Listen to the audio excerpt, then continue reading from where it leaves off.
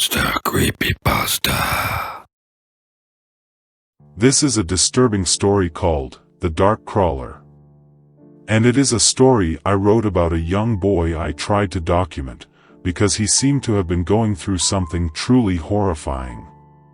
There was a young boy named Daniel, age 11, who lived in an old, creaky house on the outskirts of town with his family, consisted of a mother, father and older sister Haley, age 16. And the residence they lived was the kind of place that would be any child's nightmare, mainly because of what hides in the dark, staying hidden within the shadows of its corners.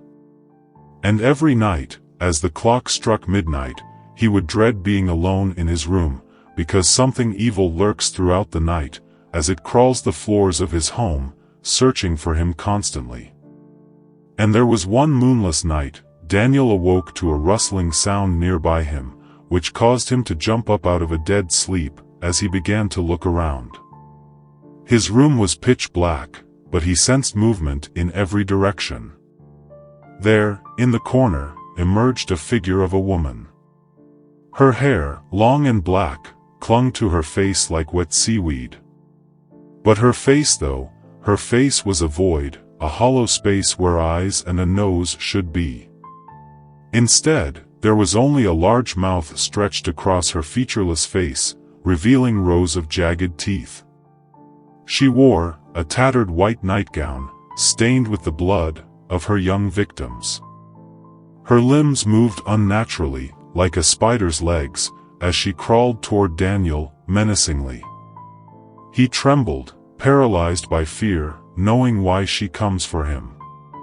You see, Daniel's grandmother had told him stories, legends spoken throughout many generations of his family and by others. And they told about a legend that took place back in the mid-1800s, which was about villagers in a small town located in Maryland, who would try and kill a vicious witch they called the Dark Crawler. Well, centuries ago, there was a woman named Sal Dyer, who many say cursed herself, so she could not die, and so she could continue to satisfy her insatiable hunger of the young.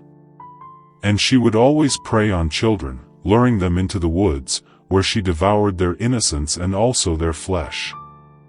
But her reign of terror would spread throughout the land, and would eventually reach the ears of a lynch mob, who were brave enough to stop her. The witch had caused the local villagers to put an end to her bloodlust. And in the dead of night, they cornered her, where they would bind her hands and feet, before burning her at the stake. But evil doesn't die so easily. The Dark Crawler hungered for more. She craved the taste of innocence, the warmth of young blood. And for centuries, each and every night, she emerged from the shadows, seeking her next victim, whom she chose, based on them being the second child, whose birthday she shared. And a young boy named Daniel was her latest obsession. He could feel her presence, smell her decayed breath as she slithered after him each night. But Daniel learned to survive. He learned that she hates any type of music, and that the loud sound causes her to flee each time. Which is what he did right as she crawled up to his bed, making him turn on the stereo that sat on his nightstand, and it was enough to cause her to go crazy, as she grabbed her ears, started contorting, and fled into the shadows.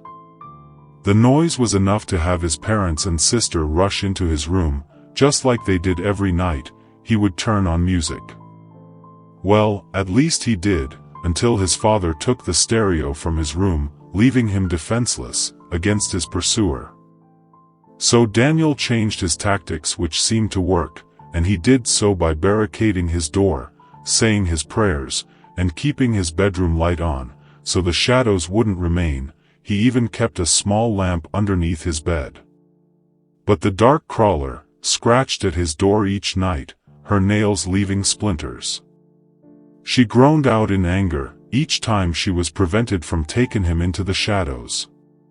But Daniel knew how to keep her at bay, which was lighting up his bedroom, to get rid of the darkness, and to keep his door secured and locked throughout the night. He wasn't going to be another missing child from his town. The boy was determined to defeat his foe, even if everyone treated him like he was crazy. Every single night blurred together. Daniel's eyes grew sunken, his mind sleepless. But the dark crawler never tired.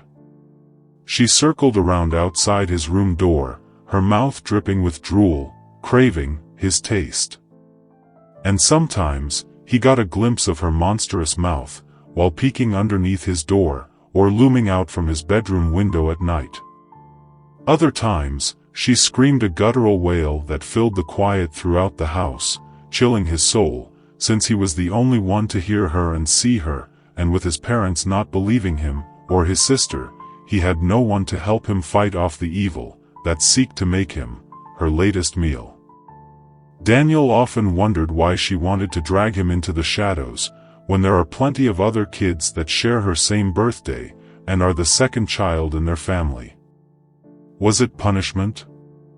Was she there to punish him for misbehaving at times? Or did she need him for something more sinister? More than just eating him? Was it for her to stay alive? He did not know, and didn't want to. But, each day, he would do research on her legend, desperate for answers and hoping to find them. Which thankfully he did. He was able to come across a text about the night crawler's curse, and it was how her curse worked. You see, she could only come back every 7 years, for 7 days, to eat kids, until she has devoured 7 children, in order for her sinister spirit to remain on earth. And to keep her an immortal. But, she can only eat the children and descendants who share the same blood as her murderers, for if she chose a different child to devour, that is not related to the people that burned her, she would perish. And there was one last thing that Daniel discovered, and that is if he can avoid her for 7 days, then she will be defeated. However, her rage will grow, causing her to do everything in her power to get him. Things like mimicking people's voices to try and lure him to her, especially his loved ones.